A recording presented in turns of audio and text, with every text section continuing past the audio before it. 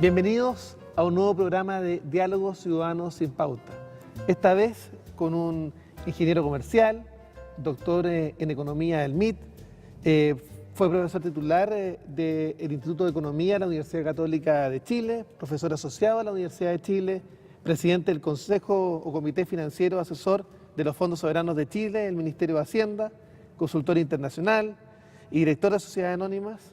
Fue economista jefe y director del Departamento Económico de la OCDE, gerente de investigación económica del Banco Central de Chile y economista principal del Departamento de Investigación del Banco Mundial. Nos referimos a Klaus Schmidt-Hebel. ¿Cómo estás, Klaus? Muy bien, muchas gracias y estoy muy contento de estar contigo en esta entrevista.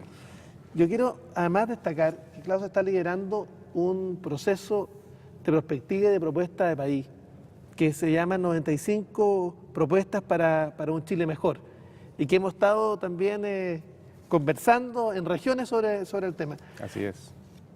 Sobre esta materia, ¿por qué es tan importante hacer perspectiva y generar futuro? Porque de alguna manera estas propuestas revelan qué quieres o qué sueñas para el Chile en los próximos 20 años. Porque la alternativa es muy mala. Países que no se preocupan del futuro, países que no realizan perspectiva, son países que viven a deriva. Son gobiernos que reaccionan al incendio del día.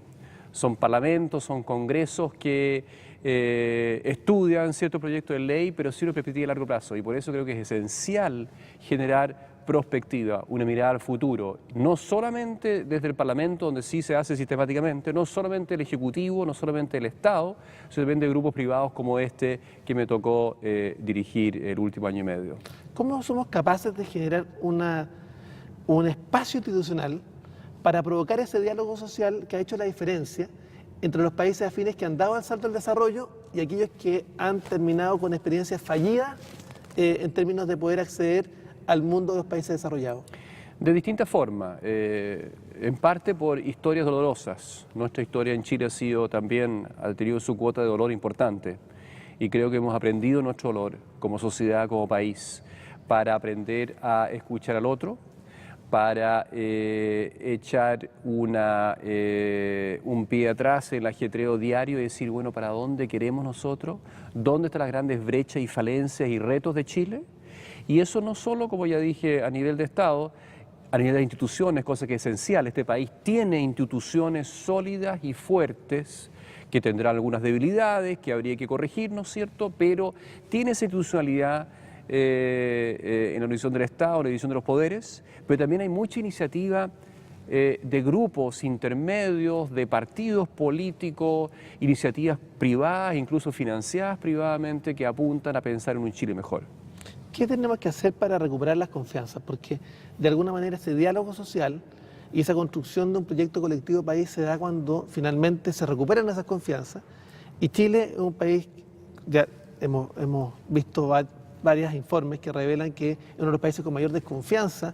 Solo el 13,6% de los chilenos confía en su vecino y además somos el segundo país más individualista del mundo después de Estados Unidos.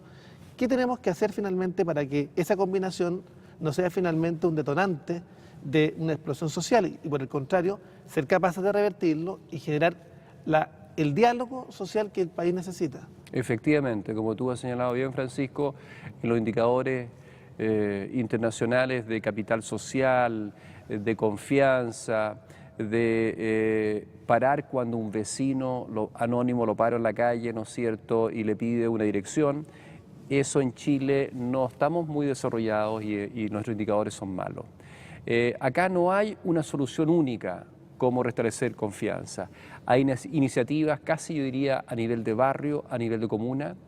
Hay políticas, sin embargo, también de Estado para promover una mayor confianza. ¿Cuáles son las causas de la desconfianza? Quizá la primera pregunta que deberíamos hacernos. Yo no soy sociólogo, pero sí hemos trabajado con sociólogos en nuestro grupo República Chile, que produjimos este informe con propuestas, y ahí hemos aprendido nosotros que las desconfianzas en Chile y fuera de Chile son causados muchas veces por los mismos factores.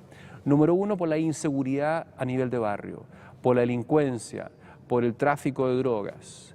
En segundo lugar, por grandes diferencias sociales.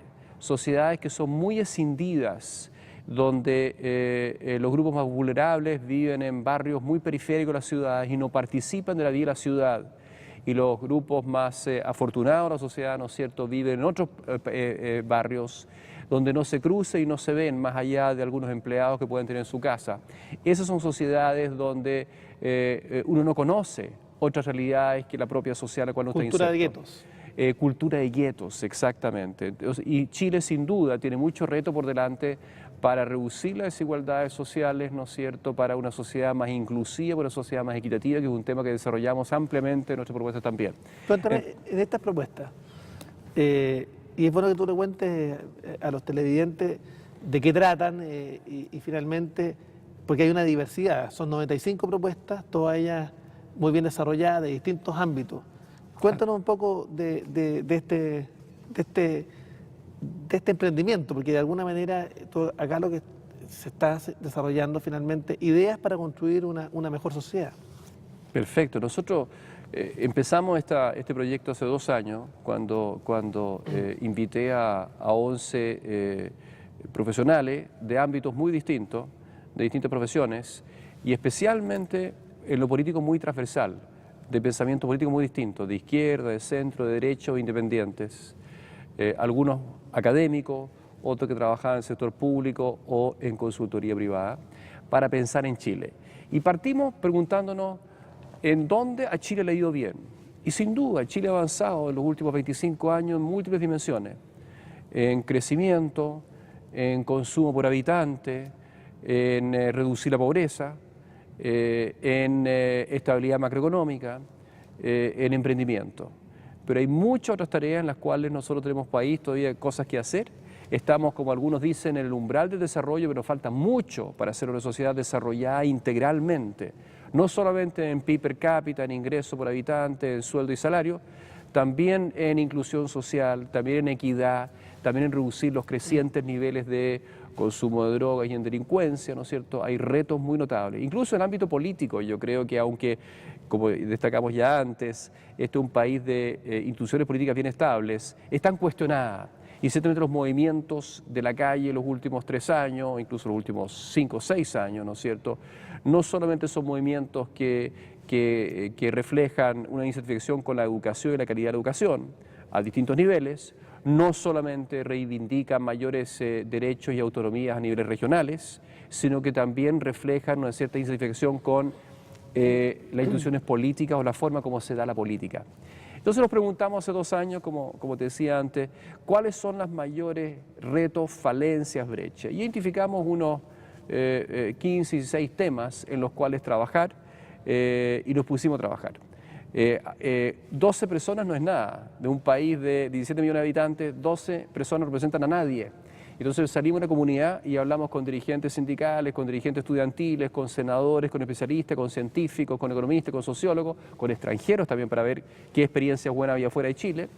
Y nos pusimos, después de escuchar a mucha gente, 90 personas, nos pusimos a trabajar. Y produjimos un conjunto de propuestas que están ahí en los 18 capítulos del libro, en ámbitos políticos, económicos, sociales y delincuencia y droga. ¿Con qué objetivo, me puede preguntar? Bueno, con el objetivo de que nuestro país, de acá a 15 años más, pero se ponga a trabajar desde ahora ya, así como lo ha hecho, pero quizás con más ahínco y con énfasis distintos, para que este sea un país más desarrollado integralmente, para que sea socialmente más inclusivo, más igualitario, que sea políticamente más estable en el sentido de adhesión ciudadana. No está en una crisis política, pero hay poca adhesión ciudadana a nuestras prácticas políticas. Y finalmente para generar un Chile donde los habitantes y las comunidades donde nosotros vivimos y trabajamos sean integradas por habitantes más felices y con más confianza. Tú has hablado en estas propuestas fundamentalmente de inclusión. Incluso yo diría que las 95 propuestas, yo diría que es uno de los temas centrales. Así es. De la sociedad que queremos y aspiramos hacia adelante. Esa parten desde la reforma, desde el modelo político o del sistema político al sistema económico y social. ¿Cuáles son aquellas que tú rescatarías desde el punto de vista del perfeccionamiento del sistema político institucional? Correcto. En el sistema político institucional nosotros planteamos varias propuestas, varias ideas que están al comienzo del libro. Algunas son propuestas que reflejan los tiempos actuales. reflejan a su vez una preocupación que es compartida por el Senado en particular, por ti en particular, ¿no es cierto?, en distintos trabajos que tú has realizado y propuestas que has hecho, ¿no es cierto?, que dice relación con el hecho de que el sistema binominal de elecciones, ¿no es cierto?, ha hecho crisis y por tanto buscamos nosotros generar una propuesta alternativa que básicamente en dos variantes, un uninominal representativo en distintos distritos, nuevos distritos en parte, y un uninominal, ¿no es cierto?, complementado con una elección de senadores o diputados a nivel nacional. Es una propuesta que refleja el signo de los tiempos, ¿no es cierto? Y precisamente hoy día se discute, hay iniciativas de Ejecutivo, hay varias iniciativas a nivel de Congreso, ¿no es cierto?, donde tú mismo has liderado con otros colegas una propuesta que se está discutiendo en este momento de reforma binominal. Pero también ponemos sobre el tapete ideas que hemos mirado al resto del mundo y la falencia de Chile, como contrastan con otros éxitos en el resto del mundo. Por ejemplo, el sistema de gobierno. Y acá entramos con una propuesta que para Chile es revolucionaria, pero para el resto del mundo no lo es. Pensemos un segundito lo siguiente, tomemos el siguiente dato.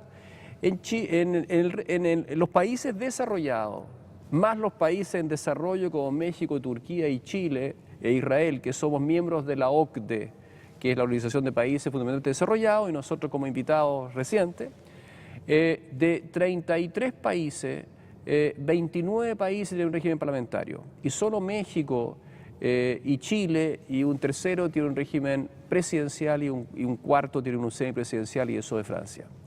Es decir, casi todo país, con excepción de Estados Unidos, también tiene un régimen parlamentario.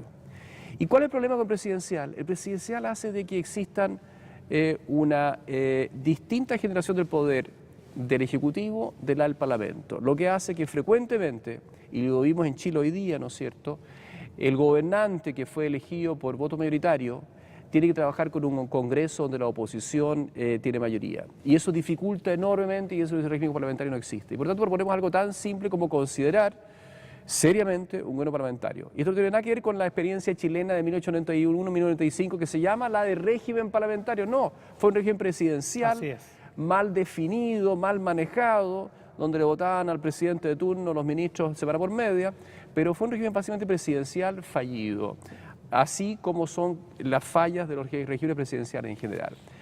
Eso no es un tema para hoy día, un tema para mañana o pasado. Y así República plantea temas que son urgentísimos y otros que pueden madurarse en un par de años más. Simplemente acotar respecto a este último tema del cambio del régimen político, nosotros lo compartimos. Hicimos con la Democracia Cristiana hace 2 años atrás una propuesta para avanzar de un sistema de gobierno presidencial a un semipresidencial. Correcto. Puesto que efectivamente hoy día quien establece los ritmos de la legislatura finalmente es el presidente de la República. Entonces yo creo que hay que hacer efectivamente correcciones. Y desde el punto de vista económico, acá aludes también a temas que son importantes, que dice relación también con la calidad de vida de los chilenos y con la necesidad de terminar con esta cultura de guetos. Y fundamentalmente alude al desarrollo urbanístico de las ciudades y también con la necesidad que se genere también un programa de viviendas sociales, no en los sectores más alejados, sino más bien que haya la posibilidad de generar una mixtura que haga efectivamente posible reconocer que el desarrollo les toca finalmente a todos. Así es. Me gustaría que pudiera... Justamente, por razones de equidad y por razones de restablecer confianzas muy heridas, nosotros proponemos una política urbana cuyo objetivo sea disminuir gradualmente, esto no se lo logra de un día para otro, esto es una política a largo plazo, pero hay que empezarlo hoy día, de disminuir la segregación urbana enorme que nosotros tenemos. ¿Qué significa eso?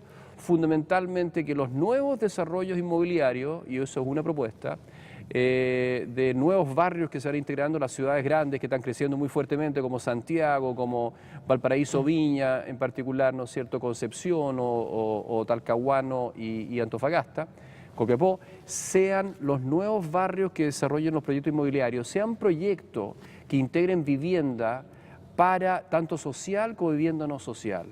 Y eso se puede hacer. Hay una experiencia maravillosa en Maipú, de un ejemplo de esto. Hay mucha experiencia internacional en Estados Unidos, en Inglaterra, en otros países desarrollados, que hacen eso muy intencionalmente para que haya mayor integración social en la ciudad. Respecto al stock actual de vivienda social, que en parte está en crisis, proponen los colegas míos que hacen las propuestas y en materia de vivienda, que es Cristian del Campo y Andrea Tocman. Ellos proponen, por ejemplo, en el caso de las viviendas irremediablemente fallidas, con goteras que se caen, ¿no es cierto?, echarlas abajo y reemplazarlas por nuevas viviendas sociales. Es una fracción pequeña. El programa de segunda oportunidad. Que es un programa de segunda oportunidad, pero reforzándolo con más recursos. Y luego también proponen, ¿no es cierto?, reforzar también un programa actual que existe desde dos gobiernos sucesivos, que es de que en el diseño de la vivienda social, cuando se genera solamente vivienda social, tome en consideración normas mínimas de equipamiento urbano, de establecimientos comerciales, de parques dentro de la vivienda social que se está desarrollando. Entonces, esto es un programa integral que va de la mano de otra propuesta que nosotros hacemos, que es cambiar el peso relativo, los economistas lo llamamos los incentivos eso, los precios relativos, los incentivos, los pesos relativos a la importancia del transporte privado urbano comparado con el transporte público urbano. Nosotros creemos de que nuestras ciudades no van para más, especialmente las grandes. Santiago es un ejemplo, pero los mismos atochamientos los estamos viendo hoy día en Iquique, en Antofagasta, incluso en Concepción y otras ciudades, en Valparaíso, en Viña. Los atochamientos crecientes con personas que cada vez acceden, gracias al desarrollo económico, ¿no es cierto?, a un automóvil, frente a la alternativa de tomar un buen transporte público, prefieren irse al trabajo o a la recreación o juntarse con los amigos tomando su auto. Y eso no da para más. Nosotros tenemos que generar política donde proveemos un mejor transporte público y encarezcamos el uso del transporte privado. Y eso vale para todo, vale para las clases media emergentes, las clases medias, clases altas. Tenemos que pagar más por el transporte privado. ¿Qué significa eso? Básicamente significa elevar el costo del uso de los nuevos automóviles, y acá hace una propuesta muy severa, si tú quieres, y no va a ser muy popular, de un incremento en los impuestos específicos de la gasolina y un incremento muy significativo en el impuesto al diésel. Eso encarece el uso de automóvil. Después colocar subsidio de impuestos a los automóviles nuevos dependiendo de cuánto contaminan. Los automóviles grandes, las grandes camionetas, las SUV, ¿no es cierto? Si contaminan mucho, tiene que pagar un impuesto adicional a la compra y con eso se financia a su vez un subsidio para los autos más económicos que contaminan menos o los futuros híbridos eléctricos. Eso implica tener un servicio de transporte público decente y de calidad. Y con eso financiar un servicio de transporte público de mayor calidad, ¿no es cierto? En el fondo es cobrar más impuestos al uso del transporte privado, colocar también en ciertas vías, inicialmente a nivel experimental, pero quizás después a nivel de toda la sociedad, hacer tarificación del uso de las calles donde hay más atochamiento, que son donde hay mayor densidad de automóviles. Uno podría empezar, y así proponemos nosotros, por ejemplo, con la zona de Sanhattan en Santiago, ver si eso funciona, ¿no es cierto? Cargar un impuesto a la gente que llega en autos a su trabajo ahí y con eso financiar una expansión del transporte público. También cruza estas propuestas otro de los elementos que la OCDE ha señalado que son impedimentos para que Chile logre finalmente el desarrollo. Entre ellos está básicamente el tema de la regionalización y la descentralización de verdad en la toma de decisiones. Así es. Se habla también de otros los elementos que son relevantes, como es la participación de las mujeres en el mundo laboral, cómo ser capaces de elevar esa participación. Respecto de esos dos temas, el primero es una necesidad. Nosotros creemos que o Chile será descentralizado o no será desarrollado. Y es una propuesta que tú desarrollas, me gustaría que tú pudieras explicar cuál es la perspectiva y por qué la necesidad finalmente de levantar el techo de desarrollo que hoy día tienen las propias regiones. Es esencial, no solamente por razones económicas, como señala la OCDE, tenemos que resolver el hecho de que Chile es uno de los países más centralizados del mundo, en población, concentración de población, en concentración de poder económico y adquisitivo, en materia de decisiones políticas. Cada pequeño crédito que da la sucursal de un banco privado en la quinta región de Valparaíso no se da a no ser que el jefe correspondiente del jefe sucursal, ¿no es cierto?, autorice con toda la burocracia interna del banco, ¿no es cierto?, revise el crédito y luego lo apruebe. Con eso la concesión de crédito es muy lenta, es muy ineficiente y eso inhibe los negocios. Es un ejemplo puntual y chiquitito, pero sí hay miles de ejemplos que reflejan de que las regiones tienen muy poca autonomía a nivel no solamente de emprendimiento privado, sino que especialmente a nivel de políticas públicas, de tomar las decisiones que mejor saben tomarlas ellas. Y ahí proponemos distintas cosas. Por ejemplo, el manejo de la educación a nivel de colegios municipales a cargo del director del colegio correspondiente puede ser muy malo o muy bueno. Y muchas veces los muy malos colegios están en algunas regiones más pequeñas, ¿no es cierto?, porque no hay capacidad de gestión y no hay una buena dirección de ese colegio. Entonces lo que nosotros proponemos es centralizar a nivel de la comuna, si la comuna es muy grande, o a nivel de región, el manejo de todos los colegios municipales. No devolverlo a Santiago, como proponen algunos. Algunos proponen, ¿no es cierto?, desmunicipalizar y pasárselo todo al Ministerio de Educación en Santiago.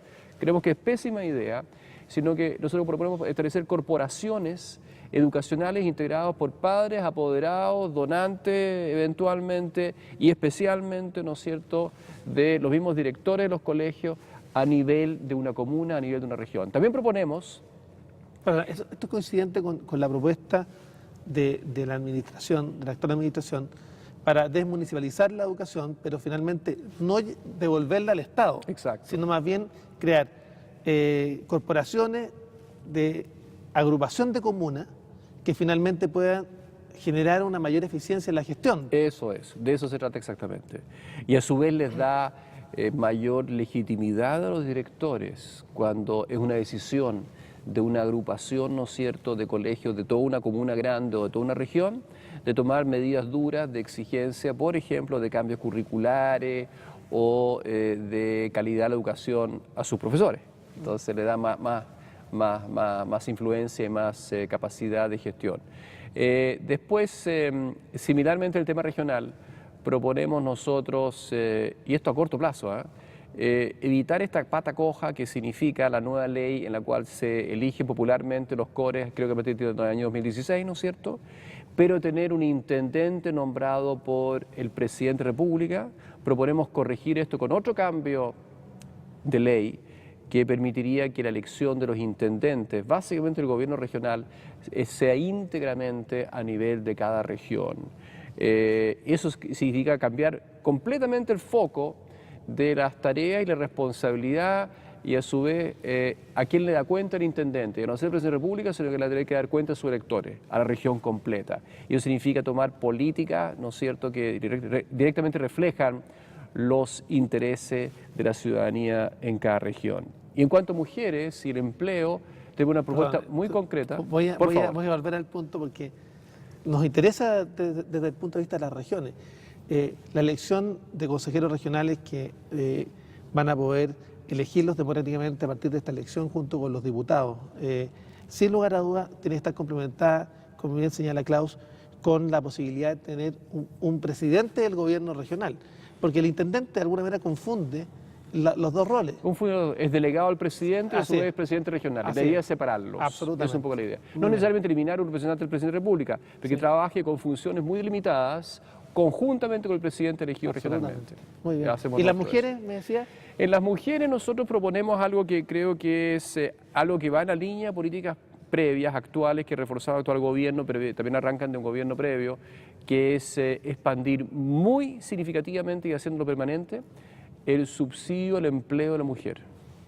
El subsidio al empleo de la mujer. Esto es un problema caro que nosotros planteamos, lo plantean mis colegas Andrea Tocman y Dante Contreras en su capítulo sobre políticas laborales, y Andrea Repeto también es coautora de eso, en los cuales nosotros proponemos, ellos proponen, pero lo hacemos nuestro, el Grupo República, la idea de colocar un subsidio muy significativo para que más mujeres se incorporen al mercado laboral. Hoy día tenemos un problema severo de que las oportunidades laborales para las mujeres son más débiles, ellas tienen muchas tareas más allá, ¿no es cierto?, que derivan de su rol de mujeres y madres, y la idea es reforzar un indicador del cual somos débiles. en comparación con Argentina, Uruguay y también con países de la OCDE, donde nuestra presión laboral femenina todavía es baja. Está creciendo, pero estamos todavía muy abajo. todavía es baja. Entonces, darle un empujón por varios años, quizás no por 50 años, pero por 3, 4, 5, 10 años, un empujón más fuerte a la empleabilidad de la mujer. Finalmente, en lo regional, si tú me permites, Francisco, Sí, se me quedó una idea muy importante en el tintero. Nosotros creemos que todos los proyectos de inversión con un impacto ambiental deben ser evaluados y aprobados de acuerdo a la muy estricta y nueva regulación de evaluación de impacto ambiental. Y eso está perfectamente bien. Pero más allá de eso, muchas veces vemos que los proyectos, especialmente los medianos y grandes, tienen un impacto en las regiones donde se hace. Las regiones son más chiquititas, las ciudades son más pequeñas, las comunidades son más pequeñas y se instala una fábrica grande, una fanadora de pollo, de chancho o una nueva mina, ¿no es cierto? Y tiene un impacto importante, positivo también porque genera empleo, pero negativo por ruido, por contaminación, por camiones que entran, por obras que se realizan. Y por eso nosotros proponemos de que cada proyecto de inversión con algún impacto ambiental, pequeño, mediano o grande, ¿no es cierto?, pague un 1% de todo el gasto de la inversión a un fondo de la región correspondiente donde se hace.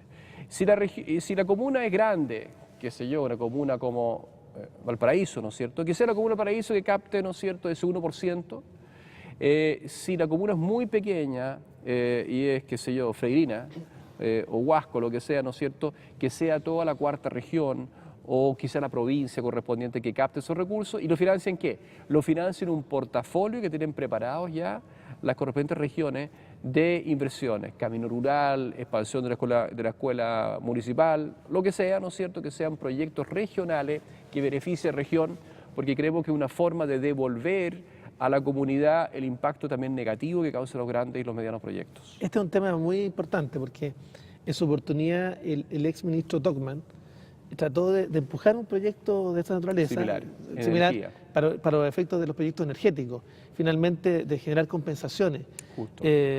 Nosotros sosteníamos que nuestra región, la región de Valparaíso, está tan cerca del cielo pero tan lejos de Dios, porque tenemos 13 proyectos termoeléctricos aprobados, donde finalmente nuestra región exporta energía al sistema interconectado central. Y este fue un tema que nos planteamos al ministro Tocman en su oportunidad en la administración anterior. Había una buena disposición del gobierno en aquel entonces de empujar el proyecto, pero finalmente el proyecto no fue presentado al Parlamento. Es muy importante que las comunidades locales sientan que de alguna manera hay una compensación al costo que pagan por el desarrollo. Exactamente. Déjame darte un ejemplo numérico.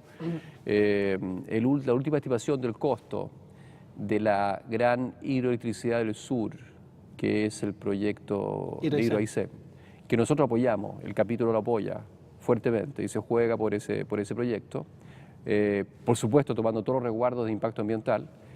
Si ese 1% ya fuese ley, serían 110 millones de dólares, que es el 1% de los 11.000 millones de dólares que vale hoy día la última estimación del proyecto. Y 110 millones de dólares, por Dios, que haría una diferencia a la región de Aysén. Te quiero plantear lo siguiente. ¿Cuál es tu evaluación de lo que estamos viviendo hoy día como país? Y si finalmente las cifras que hoy día están sobre la mesa, las cifras de empleo, las cifras de crecimiento económico, son sustentables en el mediano plazo? ¿Y qué tenemos que hacer finalmente para asegurar que la oportunidad de desarrollo que hoy día tenemos no sea una oportunidad fallida? Es una gran pregunta, quizás es la pregunta del millón, Francisco. Voy a tratar de responderla brevemente. Tú mencionaste dos dimensiones, que es la coyuntura macroeconómica, la creación de empleo, el crecimiento que hemos tenido estos años. El crecimiento que hemos tenido estos años ha sido bueno, ha sido una buena recuperación después de una crisis doble que fue el terremoto y la recesión del año 2009 provocada por el resto del mundo sobre nosotros, y ha sido bien manejada. Nuestro manejo macroeconómico es de los mejores que hay en el mundo, tanto en lo fiscal como en lo monetario, estabilidad financiera como lo cambiario. Nuestras políticas son realmente de frontera y por tanto nuestro capítulo hace muy poca propuesta en esa dimensión, muy poca, porque creemos que ahí Chile está bien en su manejo, lo ha hecho bien los últimos 15 años, lo ha hecho bien bajo este gobierno y esperamos ciertamente que lo va a hacer bien bajo el siguiente gobierno, cualquiera sea su signo. Por ahí no van los grandes retos van y los grandes riesgos de Chile van de que este crecimiento económico que ha sido bueno, pero moderado solamente, no ha sido asiático y ha estado por debajo de lo que ha crecido Perú, por ejemplo, en los últimos 8 años. Al mismo tiempo, aboquemos nuestros esfuerzos a crecer más y por tanto tener mejores salarios, mayor empleo mañana, y así los siguientes 5 y 15 años. Y tenemos varias propuestas en materia de crecimiento económico acá en el libro que no hemos tocado mayormente, pero al mismo tiempo tiene un gran reto pro equidad, ¿no es cierto?, para superar estas grandes desigualdades que observamos en Chile y generar una sociedad más inclusiva.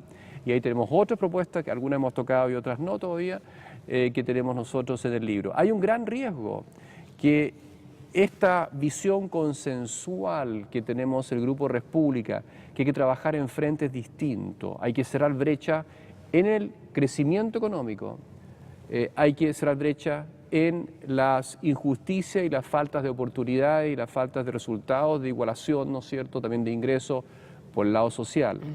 Y por el lado político, de que si esto no se toma, tenemos dos grandes riesgos en Chile: que la tasa de crecimiento y desarrollo caiga, que la insatisfacción crezca y por tanto la desigualdad empeore, el desempleo aumente y vía insatisfacciones se produzcan movimientos sociales crecientes que reduzcan la certidumbre, la certeza que hay en Chile respecto a la estabilidad de la regla del juego y por tanto también afecta la inversión y crecimiento.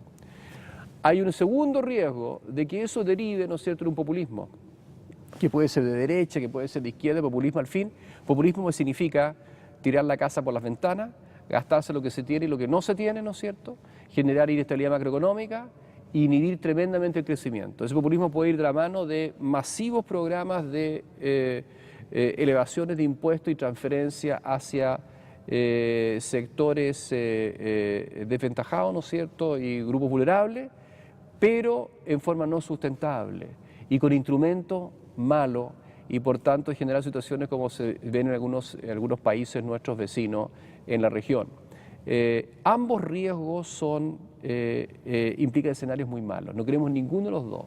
No queremos desentender lo social y buscando mayor equidad a través de instrumentos bien pensados, de políticas de Estado realmente bien pensados para llegar a los sectores más vulnerables, para generar más inclusión social y mayor igualdad de oportunidades y de resultados, y al mismo tiempo, sin embargo, reforzar la marcha, destrabando las cosas que inhiben nuestro crecimiento general, nuestra creación de empleo, que son trabas que van por el lado energético, son trabas que van por el lado de educación, son trabas que van por el lado de la falta de innovación y desarrollo y por tanto de mayor emprendimiento de empresas productivas de frontera. Se nos ha hecho corto el tiempo, pero yo no puedo dejar de preguntar cuál es el siguiente paso. Porque uno es presentarle estas propuestas al país, generar también el desafío de prospectiva, pero ¿cuál es el siguiente paso? ¿Cómo se genera el diálogo social y la convicción entre los actores que toman decisiones respecto de que estas propuestas van bien orientadas, o al menos iniciar la discusión respecto a estas temáticas? Hay dos siguientes pasos. Hay uno en el cual estamos inmersos mis colegas del Grupo República Chile y yo, que es tener conversaciones como esta, con destacados líderes en el Senado de Chile, con senadores en las regiones, con la opinión pública, con sindicatos, con estudiantes. Nos reunimos, ¿no es cierto?, básicamente desde el 17 de mayo y hasta los siguientes meses. Ese paso es sistemático, es importante, hemos llegado a muchos grupos de personas muy distintas, en grupos más pequeños, en grupos más grandes. El paso más difícil es el subsiguiente, ¿no es cierto?, y ese es, bueno, cómo realmente hacer que los hacedores políticos, las personas que toman las decisiones, que los votos también en elecciones que vienen adelante, ¿no es cierto?, estén canalizados hacia programas, y tengo la plena confianza que son programas tanto de izquierda como de derecha, que tomen al menos una parte de nuestras ideas, las revisen, las mejoren, porque son muy mejorables, ¿no es cierto?, pero que trabajen luego, estando en el gobierno o estando en el Congreso, o incluso estando en las calles, ¿no es cierto?, para demandar cambios que vayan en la dirección que nosotros vamos. Y eso es mucho más difícil, por supuesto, de motivar y de generar, pero tenemos la plena esperanza que hemos aportado un granito de Implica arena también en esa dirección. finalmente un cambio cultural, para Es que en un cambio definitiva cultural. la gente cuando va a sufragar finalmente vote por proyectos, por programas, más que por imágenes. Así es, así es. Bueno, queremos agradecer a Klaus Schmidt-Hebel por esta entretenida entrevista.